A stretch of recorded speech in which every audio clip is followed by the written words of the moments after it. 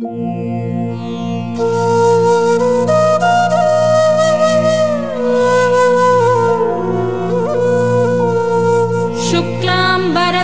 विष्णुं शशिवर्णं चतुर्भुजं प्रसन्नवदनं ध्यायेत् सर्वविघ्नोपशान्तये।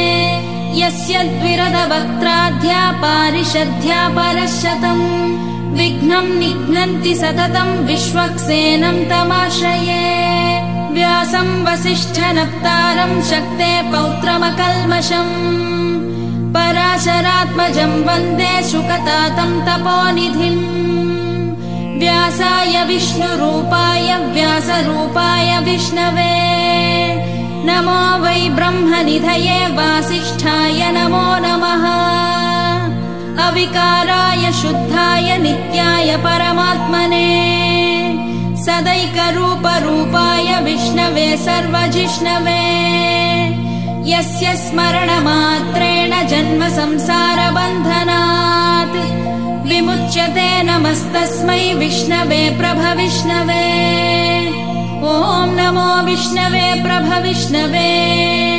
श्रीवैशम्पायन उवाच श्रुत्वा धर्मानशेषेण पावनानि च सर्वशः युधिष्ठिरः शान्तनवं पुनरेवाभ्यभाषत। युधिष्ठिर उवाच किमेकं दैवतं लोके किं वाप्येकं परायणम् स्तुवन्तः कं कमर्चन्तः प्राप्नुयुर्मानवाः शुभम्। को धर्मः सर्वधर्माणां भवतः परमो मतः किं जपन्मुच्यते जन्तुर्जन्म संसारबन्धनात्। श्रीभीष्म उवाच जगत्प्रभुं देवदेवमनन्तं पुरुषोत्तमम् स्तुवन्नाम सहस्रेण पुरुषः सततोत्थितः। तमेव चार्चयन् नित्यं भक्त्या पुरुषमव्ययम् ध्यायन् स्तुवन्नमस्यंश्च यजमानस्तमेव च। अनादिनिधनं विष्णुं सर्वलोकमहेश्वरम् लोकाध्यक्षं सुवन्नित्यं सर्वदुःखातिगो भवेत्। ब्रह्मण्यं सर्वधर्मज्ञं लोकानां कीर्तिवर्धनम् लोकनाथं महद्भूतं सर्वभूतभवोद्भवम्। एष मे सर्वधर्माणां धर्मोऽधिकतमो मतः यद्भक्त्या पुण्डरीकाक्षं स्तवैरर्चेन्नरः सदा। परमं यो महत्तेजः परमं यो महत्तपः परमं यो महद्ब्रह्म परमं यः परायणम्। पवित्राणां पवित्रं यो मङ्गलानां च मङ्गलम् दैवतं देवतानां च भूतानां यो व्ययः यतः सर्वाणि भूतानि भवन्त्यादियुगागमे यस्मिंश्च प्रलयं यान्ति पुनरेव युगक्षये।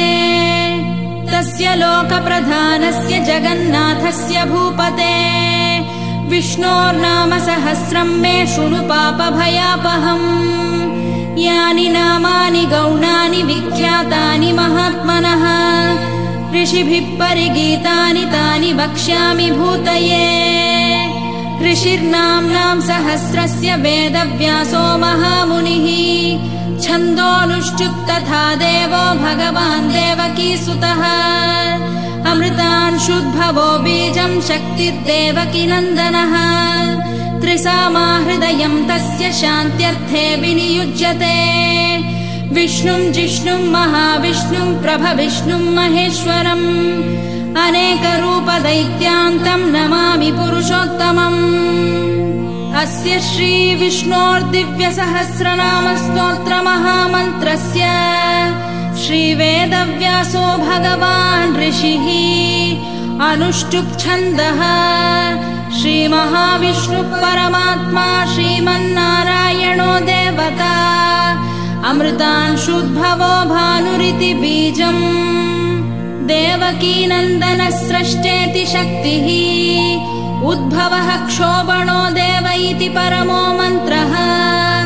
शङ्खभृन्नन्दकी चक्रीति कीलकम् शार्ङ्गधन्वा गदाधर इत्यस्त्रम् रथाङ्गपाणिरक्षोभ्य इति नेत्रम् त्रिसामासामगः सामेति कवचम् आनन्दं परब्रह्मेति योनिः ऋतुः सुदर्शनः काल इति दिग्बन्धः श्रीविश्वरूप इति ध्यानम् श्रीमहाविष्णुप्रीत्यर्थे सहस्रनाम जपे विनियोगः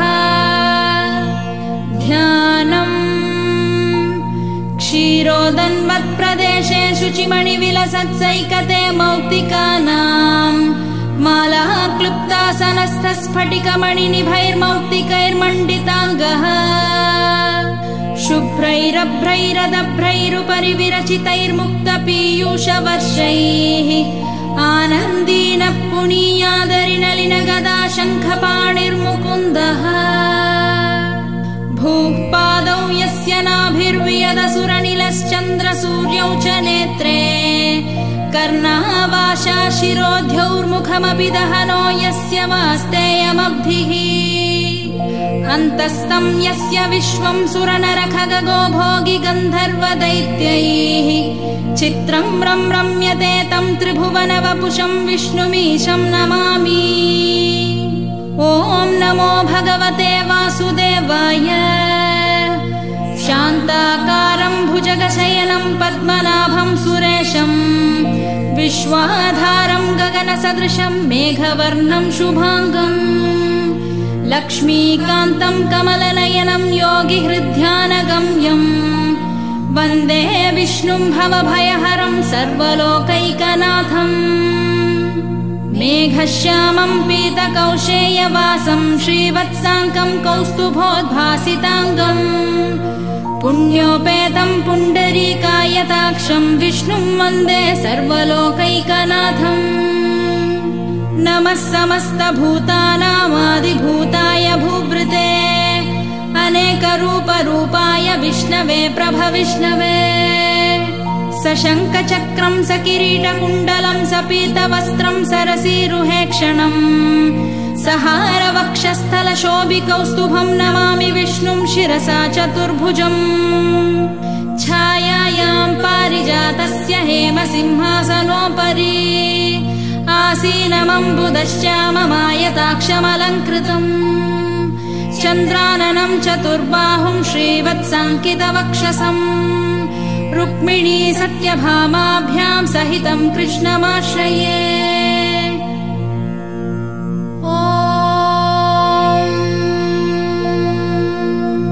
विश्वं विष्णुर्वषट्कारो भूतभव्यभवत्प्रभुः भूतकृद्भूतभृद्भावो भूतात्मा भूतभावनः भूतात्मा परमात्मा च मुक्तानां परमागतिः अव्ययः पुरुषः साक्षी क्षेत्रज्ञोऽक्षर एव च योगो योगविदान्नेता प्रधानपुरुषेश्वरः नारसिंहवपुः श्रीमान् केशवः पुरुषोत्तमः सर्वः शर्वः शिवस्थाणुर्भूतादिर्निधिरव्ययः सम्भवो भावनो भर्ता प्रभवः प्रभुरीश्वरः स्वयंभू शम्भुरादित्यः पुष्कराक्षो महास्वनः अनादिनिधनो धाता विधाता धातुरुत्तमः अप्रमेयो ऋषिकेशः पद्मनाभो वरप्रभुः विश्वकर्मा मनुस्त्वष्टा स्थविष्ठस्थविरो ध्रुवः अग्राह्यश्शाश्वतः कृष्णो लोहिताक्षप्रतर्दनः प्रभूतस्त्रिककुब्धाम पवित्रं मङ्गलं परम् ईशानप्राणदप्राणो ज्येष्ठः श्रेष्ठः प्रजापतिः हिरण्यगर्भो भूगर्भो माधवो मधुसूदनः ईश्वरो विक्रमी धन्वी मेधावी विक्रमक्रमः अनुत्तमो दुराधर्ष कृतज्ञः कृतिरात्मवान् सुरेशः शरणं शर्म विश्वरेता प्रजाभवः अहः संवत्सरो व्याळः प्रत्ययः सर्वदर्शनः अजः सर्वेश्वरः सिद्धः सिद्धिः सर्वादिरच्युतः वृषाकपिरमेयात्मा सर्वयोगविनिसृतः वसुर्वसुमनः सत्यः समात्मा संमितः समः अमोघः पुण्डरीकाक्षो वृषकर्मा वृषाकृतिः रुद्रो बहुशिरा बभ्रुर्विश्वयोनिः शुचिश्रवाः अमृतः शाश्वतस्थाणुर्वरारोहो महातपाः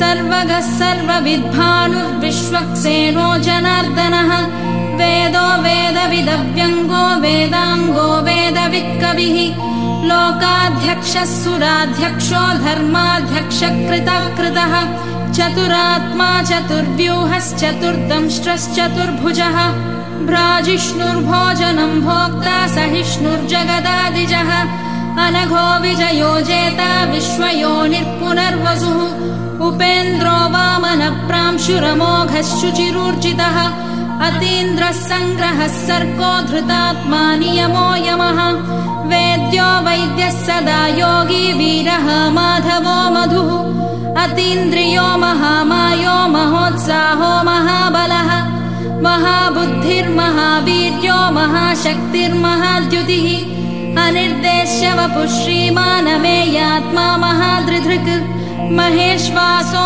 महीभर्ता श्रीनिवासः सताङ्गतिः अनिरुद्धः सुरानन्दो गोविन्दो गोविदाम्पतिः मरीचिर्दमनोहंसः सुपर्णो भुजगोत्तमः हिरण्यनाभः सुतपाः पद्मनाभः प्रजापतिः अमृत्युः सर्वदृक्सिंहः सन्धाता सन्धिमान् स्थिरः अजो दुर्मर्षणः शास्ता विश्रुतात्मा सुरारिः गुरुर्गुरुतमो धामः सत्यः सत्यपराक्रमः निमिषो निमिषस्रग्वी वाचस्पतिरुदारधीः अग्रणीर्ग्रामणी श्रीमान् न्यायो नेता समीरणः सहस्रमूर्धा विश्वात्मा सहस्राक्षः सहस्रपात् आवर्तनो निवृत्तात्मा संवृतः सम्प्रमर्दनः अहः संवर्तको वह्निरनिलो धरणीधरः सुप्रसादप्रसन्नात्मा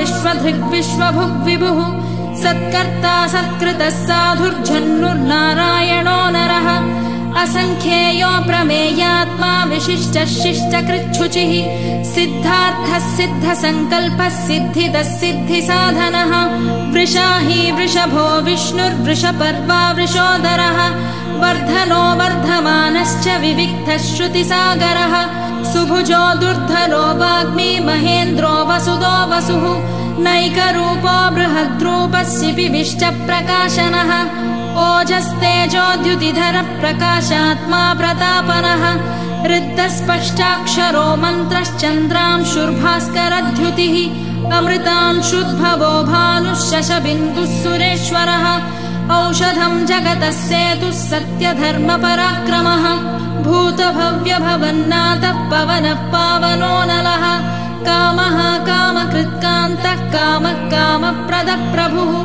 युगादिकृत्युगावर्तो नैकमायो महाजनः अदृश्यो व्यक्तरूपश्च सहस्रजितनन्तजित् इष्टो विशिष्टः शिष्टेष्टः शिखण्डी नहुषो वृषः क्रोधः क्रोधकृत्कर्ता विश्वबाहुर्महीधरः अच्युतः प्रथितः प्राणः प्राणदो वासवानुजः अपान्निधिरधिष्ठानमप्रमत्तः प्रतिष्ठितः स्कन्दः स्कन्दधरो धुर्यो वरदो वायुवाहनः वासुदेवो बृहद्भानुरादिदेवः पुरन्दरः अशोकस्तारणस्तारः शूरः शौरिर्जनेश्वरः अनुकूलः शतावर्तः पद्मी पद्मनिभेक्षणः पद्मनाभोरविन्दाक्षः पद्मगर्भः शरीरभृत् महर्दिवृद्धो वृद्धात्मा महाक्षो गरुडध्वजः अतुलः शरभो भीमः समयज्ञो हविर्हरिः सर्वलक्षणलक्षण्यो लक्ष्मीवान् समितिञ्जयः विक्षरो रोहितो मार्गो हेतुर्दामोदरः सहः महीधरो महाभागो वेगवानमिताशनः उद्भवः क्षोभणो देवः श्रीगर्भः परमेश्वरः करणं कारणं कर्ता विकर्ता गहनो गुहः व्यवसायो व्यवस्थानः संस्थानस्थानदो ध्रुवः परद्धिः परमस्पष्टः तुष्टः पुष्टः शुभेक्षणः रामो विरामो विरतो मार्गो नेयो नयोनयः वीरः शक्तिमतां श्रेष्ठो धर्मो धर्मविदुत्तमः वैकुण्ठः पुरुषः प्राणः प्राणदः प्रणवः पृथुः हिरण्यगर्भः शत्रुघ्नो व्याप्तो वायुरधोक्षजः ऋतुः सुदर्शनः कालः परमेष्ठी परिग्रहः उग्रः संवत्सरो दक्षो विश्रामो विश्वदक्षिणः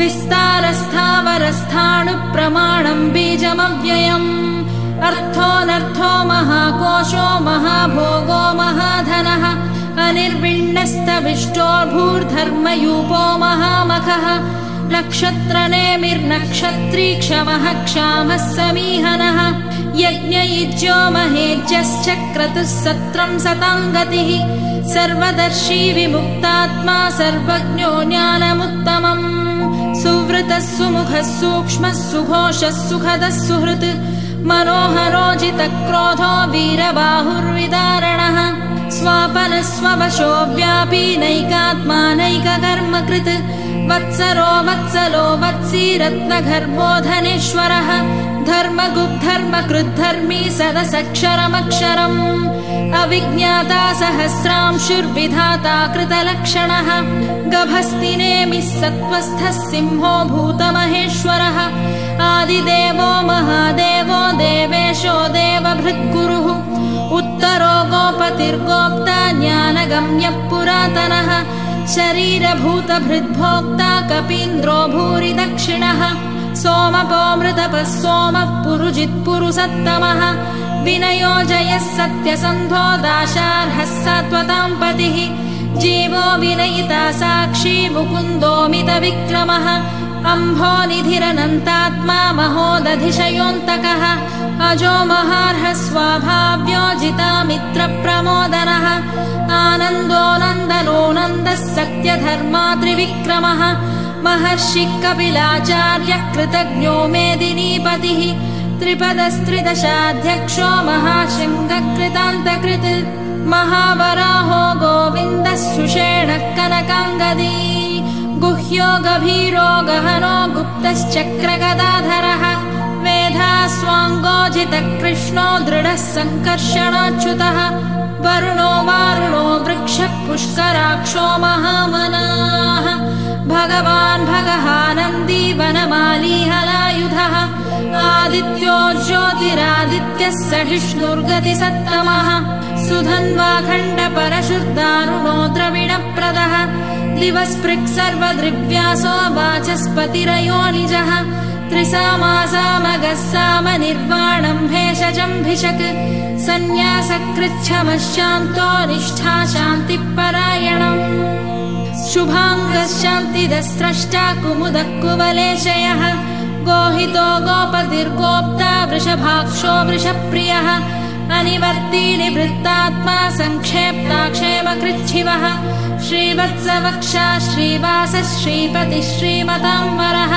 श्रीधः श्रीशः श्रीनिवासः श्रीनिधिः श्रीविभावनः श्रीधरः श्रीकरः श्रेयः श्रीमान् लोकत्रयाश्रयः स्वक्षः स्वङ्गः शतानन्दो नन्दिर्ज्योतिर्गणेश्वरः विजितात्मा विधेयात्मा सत्कीर्तिश्चिन्न संशयः उदीर्णः सर्वतश्चक्षुरनीशः शाश्वतस्थिरः भूषयो भूषणो भूतिर्विशोकः शोकनाशनः अर्चिष्मानर्चितः कुम्भो विशुद्धात्मा विशोधनः अनिरुद्धो प्रतिरतः प्रद्युम्नोमितविक्रमः कालनेमिनिहा वीरः शौरिः शूरजनेश्वरः त्रिलोकात्मा त्रिलोकेशः केशवः केशिहा हरिः कामदेवः कामपालः कामी कान्तकृतागमः अनिर्देश्य वपुर्विष्णुर्वीरोऽनन्तो धनञ्जयः ब्रह्मण्यो ब्रह्मकृद्ब्रह्मा ब्रह्म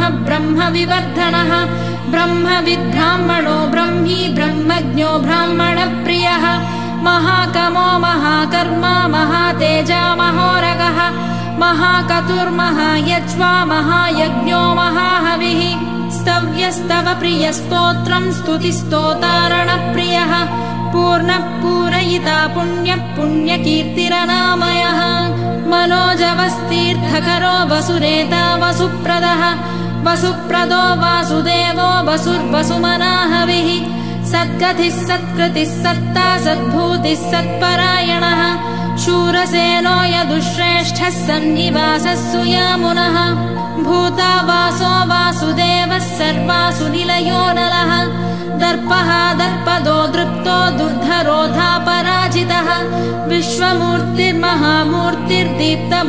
विश्वमूर्तिर्महामूर्तिर्दीप्तमूर्तिरमूर्तिमान् अनेकमूर्तिरव्यक्तः शतमूर्तिश्शताननः एकोनैकः स वक्कः किं यत्तत्पदमनुत्तमम् लोकबन्धुर्लोकनाथो माधवो भक्तवत्सलः सुवर्णवर्णो हेमाङ्गो वराङ्गश्चन्दनाङ्गदी वीरः विषमशून्यो घृताशीरचलश्चलः अमानी मानदो मान्यो लोकस्वामी त्रिलोकधृत् सुमेधा मेधजो धन्यः सत्यमेधाधराधरः तेजो वृषोद्युतिधरः सर्वशस्त्रभृताम्बरः प्रग्रहो निग्रहो व्यग्रो नैकशृङ्गो गदाग्रजः चतुर्मूर्तिश्चतुर्बाहुश्चतुर्व्यूहश्चतुर्गतिः चतुरात्मा चतुर्भावश्चतुर्वेदविदेकपात् समावर्तो निवृत्तात्मा दुर्जयो दुरतिक्रमः दुर्लभो दुर्गमो दुर्गो दुरावासो दुरारिः शुभाङ्गो लोकसारङ्गः सुतन्तुस्तन्तुवर्धनः इन्द्रकर्मा महाकर्मा कृतकर्मा कृतागमः उद्भवः सुन्दरः सुन्दो रत्ननाभः सुलोचनः अर्को वाजसनः शृङ्गी जयन्तः सर्वविजयी सुवर्णबिन्दुरक्षोभ्यः सर्ववागीश्वरेश्वरः महाह्रदो महागर्तो महाभूतो महानिधिः कुमुदः कुन्दरः कुन्दः पर्जन्यः पावनोऽनिलः अमृताशोऽमृतवपुः सर्वज्ञः सर्वतोमुखः सुलभः सुव्रतः सिद्धः शत्रुजिच्छत्रुतापनः न्यग्रोधोदुम्बरोऽश्वत्थश्चाणूरान्ध्रनिषूदनः सहस्रार्चिः सप्तजिह्वः सप्तैधा सप्तवाहनः अमूर्तिरनगो चिन्त्यो भयकृद्भयनाशनः अणुर्बृहत्कृशस्थूलो गुणभृन्निर्गुणो महान् अधृतस्वधृतस्वास्य प्राग्वंशो वंशवर्धनः भारभृत्कथितो योगी योगीशः सर्वकामदः आश्रमश्रवणः क्षामः सुपर्णो वायुवाहनः धनुर्धरो धनुर्वेदो दण्डो दमयिता दमः अपराजितः सर्वसहो नियन्ता नियमो यमः सत्त्ववान् सात्विकः सत्यः सत्यधर्मपरायणः अभिप्रायप्रियार्होर्हः प्रियकृत्प्रीतिवर्धनः विहाय सगतिर्ज्योतिः सुरुचिर्हुतभुग्विभुः रविर्विरोचनः सूर्यः सविता रविलोचनः अनन्तो हुतभुग्भोक्ता सुखदो नैकजोऽग्रजः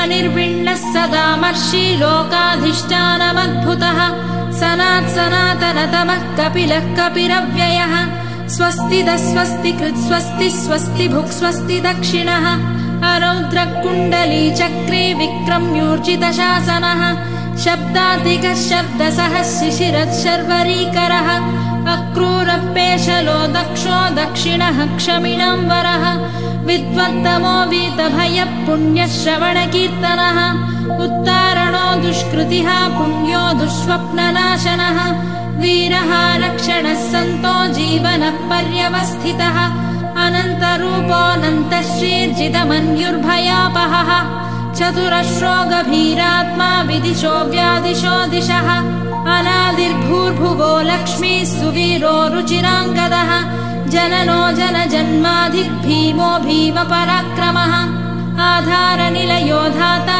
पुष्पहासप्रजागरः ऊर्ध्वगः सत्पथाचारः प्राणदः प्रणवप्रणः प्रमाणं प्राणनिलय प्राणभृत्प्राणजीवनः तत्त्वं तत्त्वविदेकात्मा जन्म मृत्युजरातिगः भूर्भुवः स्वस्तरुस्तारः सविता प्रपितामहः यज्ञो यज्ञपतिर्यज्वा यज्ञाङ्गो यज्ञवाहनः यज्ञभृद्यज्ञकृद्यज्ञी यज्ञभुग्यज्ञसाधनः यज्ञान्तकृत्यज्ञगुह्यमन्नमन्नादयेव च आत्मयोनिः स्वयं जातो वैखानः सामगायनः देवकीनन्दनः स्रष्टा क्षितीशः पापनाशनः शङ्खभृन्नन्दकी चक्रे शाङ्गधन्वा गदाधरः रथाङ्गपाणिरक्षोभ्यः सर्वप्रहरणा प्रहरणायुधः शङ्खभृन्नन्दकी चक्रे शाङ्गधन्वा गदाधरः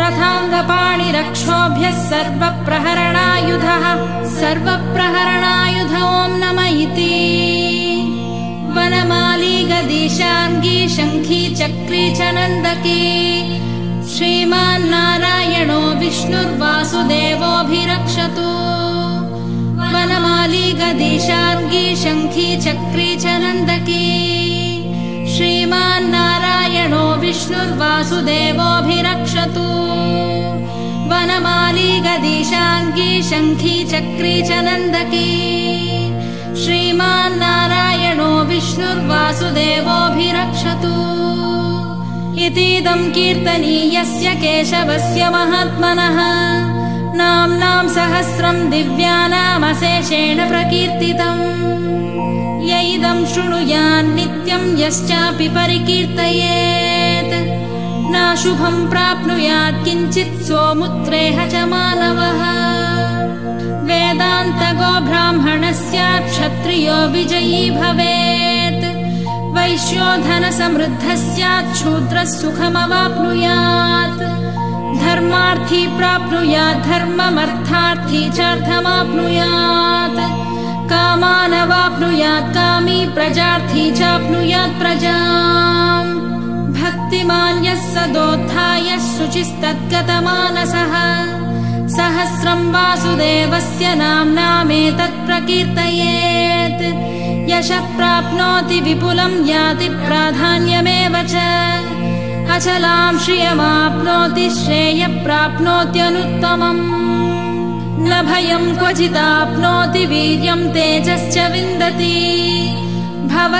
भवत्यरोगोद्युतिमान् बलरूपगुणान्वितः रोगार्तो मुच्यते रोगात् बद्धो मुच्येत बन्धनात् भयान्मुच्येत भीतस्तु मुच्येतापन्नापदः दुर्गान्यतितरत्याशु पुरुषः पुरुषोत्तमम् स्तुवन्नाम सहस्रेण नित्यं भक्तिसमन्वितः वासुदेवश्रयो मर्त्यो वासुदेवपरायणः सर्वपापविशुद्धात्मा याति ब्रह्म सनातनम् न वासुदेव भक्तानामशुभं विद्यते क्वचित् जन्म मृत्युजरा व्याधि भयं नैवोपजायते इमं स्तवमधीयानः श्रद्धा भक्तिसमन्वितः युज्येतात्मसुखक्षान्तिः श्रीधृतिस्मृतिकीर्तिभिः न क्रोधो न च मात्सर्यं न लोभो नाशुभामतिः भवन्ति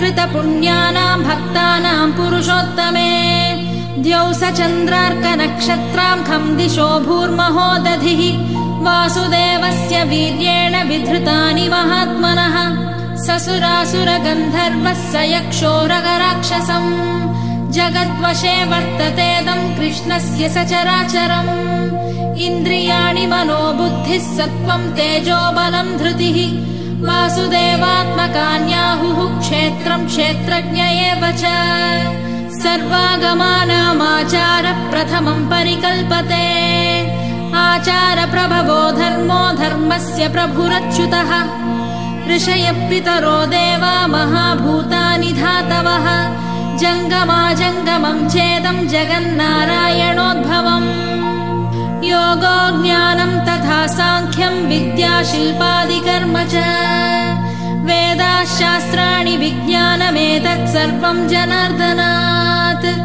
एको विष्णुर्महद्भूतं पृथग्भूतान्यनेकशः त्रीन् लोकान् व्याप्य भूतात्मा भुङ्क्ते विश्वभुगव्ययः इमं स्तवं भगवतो विष्णोर्व्यासेन कीर्तितम् पठेद्य इच्छेत् पुरुषः श्रेयः प्राप्तुं सुखानि च विश्वेश्वरमजं देवं जगतः प्रभुमव्ययम् भजन्ति ये पुष्कराक्षं न ते यान्ति पराभवम् न ते यान्ति पराभवम् ॐ नम इति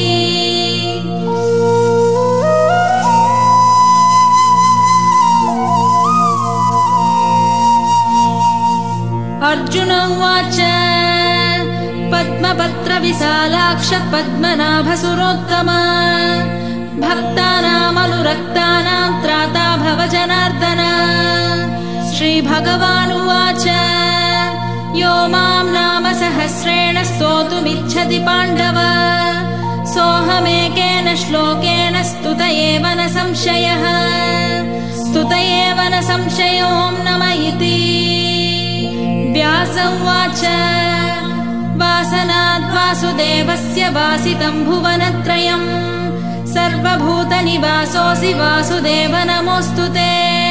वासनाद् वासुदेवस्य वासितं भुवनत्रयम् सर्वभूतनिवासोऽसि वासुदेव नमोऽस्तु ते। वासुदेव नमोऽस्तु त ॐ नम इति। पार्वत्युवाच केनोपायेन लघुना विष्णोर्नाम सहस्रकम् पठ्यते पण्डितैर्नित्यं श्रोतुमिच्छाम्यहं प्रभो। ईश्वर उवाच श्रीराम राम रामेति रमे रामे मनोरमे सहस्रनाम तत्तुल्यं राम नाम वरानने। श्रीराम राम रामेति रमे रामे मनोरमे सहस्रनाम तत्तुल्यं राम नाम वरानने। श्रीराम राम रामेति रमे रामे मनोरमे सहस्रनाम तत्तुल्यं राम नाम वरानने। राम नाम वरानन ॐ नम इति। ब्रह्मोवाच नमोऽस्त्वनन्ताय सहस्रमूर्तये सहस्रपादाक्षि शिरोरुबाहवे सहस्रनाम्ने पुरुषाय शाश्वते सहस्रकोटियुगधारिणे नमः। सहस्रकोटियुगधारिणे नमः ॐ नम इति। सञ्जय उवाच यत्र योगेश्वरः कृष्णो यत्र पार्थो धनुर्धरः तत्र श्रीर्विजयोर्भूतिर्ध्रुवा नीतिर्मतिर्मम। श्रीभगवानुवाच अनन्याश्चिन्तयन्तो मां ये जना पर्युपासते तेषां नित्याभियुक्तानां योगक्षेमं वहाम्यहम्। परित्राणाय साधूनां विनाशाय च दुष्कृतां धर्मसंस्थापनार्थाय सम्भवामि युगे युगे। आर्ता विषण्णाः शिथिलाश्च भीताः घोरेषु च व्याधिषु वर्तमानाः संकीर्त्य नारायणः शब्दमात्रं विमुक्तदुःखाः सुखिनो भवन्तु। आर्ता विषण्णाः शिथिलाश्च भीताः घोरेषु च व्याधिषु वर्तमानाः संकीर्त्य नारायणः शब्दमात्रं विमुक्तदुःखाः सुखिनो भवन्तु। कायेन वाचा मनसेन्द्रियैर्वा बुद्ध्यात्मना वा प्रकृते स्वभावात् करोमि यद्यत् सकलं परस्मै नारायणायेति समर्पयामि।